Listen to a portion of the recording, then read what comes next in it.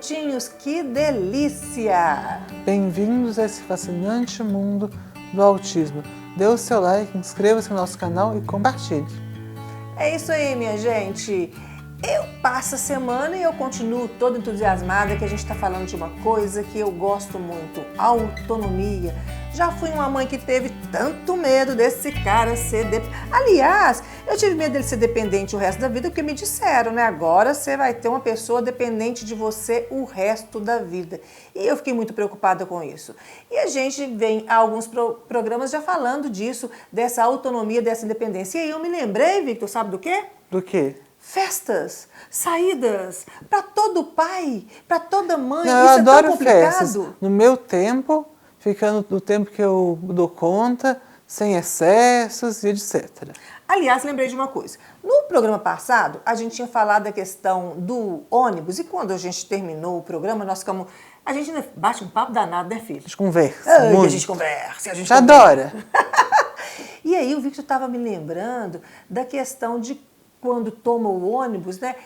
E o movimento é normal, você que toma sua condução, sua lotação, seu ônibus aí, você sabe, entra aquela turma e todo mundo se volta para ver quem está entrando.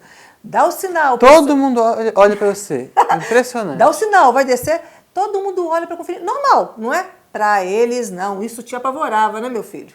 Apavora, é assustador. Você tá entrando, todo mundo te encarando, assim, olhando para você, como se o ônibus parasse só para ver você entrar.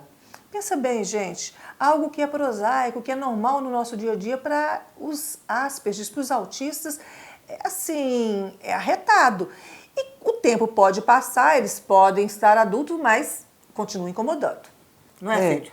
E eu acho que o que as pessoas precisam perceber é que a maior dificuldade de autonomia dos autistas, em especial dos graus mais leves, como a síndrome de Asperger, ela é mais grave com relação a coisas... como é que fala, mamãe? Simples. Simples, exatamente.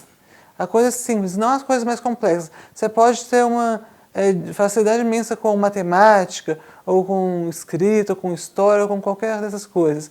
Mas as coisas mais simples, pôr o seu prato pode ser uma coisa difícil. E como que as pessoas iam acreditar em mim quando eu falava que esse cara que escreveu o primeiro livro aos 14 anos, inédito ainda, viu, gente? Nós vamos publicar daqui a uns 2 meses.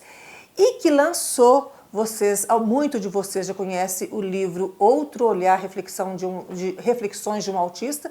Como que essas pessoas iam entender que em questões como tomar um ônibus, que ir à padaria comprar um pão no dia a dia... Empacotar as coisas. No supermercado. Todo mundo fica olhando. Esse cara do meu lado não me ajuda. Olhando e julgando. Olhando e julgando. Não me ajuda a empacotar as coisas. Ai. Ainda tem, então, essas questões do dia de todas as mamães, de todos os papais, que é, mamãe, tem uma festa sábado para ir. Ai, como assim, Victor? Gente, mas tem uma coisa muito bacana. O Victor tem, no círculo de amigos, alguns amigos muito bacanas que descobriram, assim, a especificidade do Victor. Então, chamam o Victor para a festa, já colocam ali o refrigerante que o Victor gosta. Me deixam num ambiente menos barulhento. Reservam um espaço para o Victor. Gente, não é uma fofura? Que não levam a mal quando eu não dou conta de ficar por muito tempo, porque eu tenho o meu prazo de validade, eu tenho o meu limite. Tentam saber o que o Victor gosta de comer, porque sabem que ele tem uma seletividade alimentar. Eu acho isso de uma fofura. Aliás, eu vou mandar uns abraços agora. E o pior é que a gente acaba esquecendo algumas pessoas. Mas, nesse quesito, eu estou me lembrando da Renata. Grande Renata, que foi assim, muito importante nessa construção para o Victor. E tem também uma amiga muito... Vocês ainda vão conhecer. A Analice, que tinha uma festa surpresa para a Analice. Você lembra disso? Lembro. Aí, gente, o Victor foi de táxi. Porque, aliás, depois do ônibus, o Victor achou que sempre podia andar de táxi. Claro que não dava, né? Mas dessa vez dava. Então, o Victor foi de táxi. E aí, falou assim, mamãe, quando chegar lá, eu te dou um toque. E quando eu estiver vindo, também eu te dou um toque. E eu fiquei nervosa? Eu fiquei... Não sei. Fiquei não. Não, deixa eu contar. Então, conta a sua parte. Eu fui... fiquei... horas na festa. Foi uma festa até que eu fiquei bastante tempo. E eu fui de táxi, o taxista olhou, o taxista achou muito estranho, na verdade, minha mãe chegar lá comigo, eu com 18 anos recém-completados, e aí a dificuldade com o troco, que eu já falei em outros programas, teve tudo, mas aí eu curti bastante a festa. E para voltar, uma vez eu voltei de carona, foi uma vitória para mim, eu voltar de carona geralmente era algo que me desconstruía com pessoas diferentes, com pais de amigos. Em outras festas eu voltei de táxi, em algumas eu tive a ajuda da minha família, das minhas primas. Eu quero mandar um abraço para a Rebeca, porque ela sempre esteve comigo, me acompanhando em alguns desses lugares. A Rebeca é maravilhosa. É sim, bem lembrado.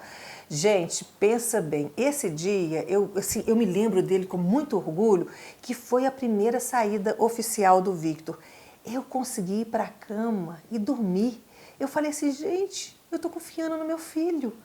Isso é emocionante. Muito pai vai falar assim, mas que bobagem. Bobagem nada, gente, que emoção. Saber que eu estava confiante de que meu filho daria conta e que ia voltar são e salvo para casa, como de fato aconteceu. Mas você me lembrando dessa volta para casa, gente, a gente erra. Mesmo sabendo diagnóstico, a gente erra. Teve uma vez que eu levei o Victor, isso ele era bem mais novo, ele devia de ter aí uns 14, 13 anos, eu levei o Victor numa festa e deixei lá. E um pai insistiu, não, Selma. Foi aos 11. Ixi, Foi. Então foi bem antes. Ou foi aos 12? Mas eu já sabia do diagnóstico, por isso que eu acho que foi aos 12. Que foi aos 12. Aí deixei o Victor lá na festa. Aí um pai muito solícito falou assim, Selma, eu vou buscar a minha filha, eu vou trazer uma amiguinha dela, eu trago o Victor também, eu moro no próprio bairro. Nada demais, né, gente? Ok. Sabe o que teve demais? Foi o seu erro de falar que eu sabia o caminho de casa. Porque quem não sabe o caminho da própria casa? Gente, eu não sabia. Mas fora o caminho, o Victor foi ficando apavorado. Primeiro que quebrou uma regra. Não tinha sido combinado.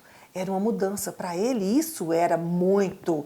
Ele estava no início do diagnóstico, gente, ainda não dominava tudo. Então, eu não entendi que para ele essa mudança de regra, que essa quebra de contrato, de regra, era forte, pesado. Embora ele convivesse com as pessoas, entrar no carro para voltar para casa, era uma intimidade que exigia muito dele. Ele não dominava o caminho, embora tivesse 12, 13 anos, do jeito que eu acreditei que ele dominasse. Porque o que acontece? Eles iam chegar até perto do colégio. Eu falei assim, gente, lógico, depois do colégio o Victor sabe voltar para casa. E aprendi anos depois. Pois é, gente, eu achei. A partir dessa data eu falei assim, não vou achar mais nada não. Vou perguntar, vou falar, isso aí está confortável, vou me observar, vou observar mais o Victor, isso deu certo, eu continuo, isso não deu, eu vou repensar, porque, gente, é assim, são tentativas. Nenhuma mãe é perfeita, nenhum pai é perfeito, nenhuma avó é perfeita, nenhuma família é perfeita, mas a nossa perfeição está em tentarmos ser melhor dia após dia. E o Victor tinha uma coisa, Victor, que você me ajudava muito. O Victor falava. Não bateu legal, ele falava. Ah, não gostei não. Tem que ter essa confiança. E no caso de alguns autistas que não se comunicam dessa maneira, falando dessa maneira, é importante observar os sinais que eles também dão. Sim, uma noite mal dormida, pesadelo, tá mais nervoso, tá mais irritadiço. Então, não só a comunicação, ela se dá para além da linguagem. Às vezes eles não falam, não utilizam a linguagem, mas eles se comunicam de outras maneiras. Então, por isso que é bom a gente ficar bem antenado. E por isso que o autista elege uma pessoa que ele vai ter mais confiança para ser o centro dessa troca. Normalmente é a mãe. E nas próprias, engraçado você falar isso, porque nas próprias festas você também elege. Eu tenho aqueles amigos que ficam sempre perto de mim durante as festas, porque eles sabem que eu fico mais à vontade perto deles. Sabe o que eu e o Victor descobrimos? Que no mundo existem pessoas maravilhosas, que não é só mãe que está disposta a ajudar o primeiro pedido, não. Que a gente sempre encontra um amigo, a gente sempre encontra alguém que possa ser de nossa confiança e que a gente vai aprender com eles e que eles vão aprender com a gente. E mais, né, Victor? Eles vão sentir a gostosura de ajudar. Por exemplo, a gente citou no programa de hoje a Renata. Musa do Galo. Aqui em Belo Horizonte tem o América, Cruzeiro e Atlético. A Renata é a musa, foi musa do Galo, né? 2 vezes. 2 vezes. Agora tá com uma bebezinha linda, uma princesinha. Claro. Exatamente. Que teve a sensibilidade de estar aqui do lado. A Daniela Neves. A Daniela. Falei Eu confundi, Gabriela Neves, Daniela, são pessoas diferentes, mas existem. Existem, não tô tão doida assim. Foi a Gabriela Neves. Justiça seja feita. Obrigada, filho. A Rebeca. Existe a Daniela também, Daniela da faculdade, maravilhosa. A Dani, então foi por isso. É, por isso a Dani, porque eu chamo ela só de Dani. É, a Dani é maravilhosa. Ai, Victor! Gente, procura perto de você que o mundo tá assim, ó, de gente boa. Não vão ficar na vibração dessas pessoas pessimistas que estão na nossa vida para complicar, não. Se a gente procurar, a gente acha gente do bem. Isso mesmo. E às vezes na própria família, né? Você vê, a Rebeca que levou o Victor para fazer vestibular, eu não daria conta. Então é isso, minha gente. Nós vamos continuar falando sobre isso e muito mais nos próximos programas, porque assunto é que não falta. E se não cortar a gente, hein, filho? A gente tem Benigna Filmes, obrigada! Até lá, pessoal! Até!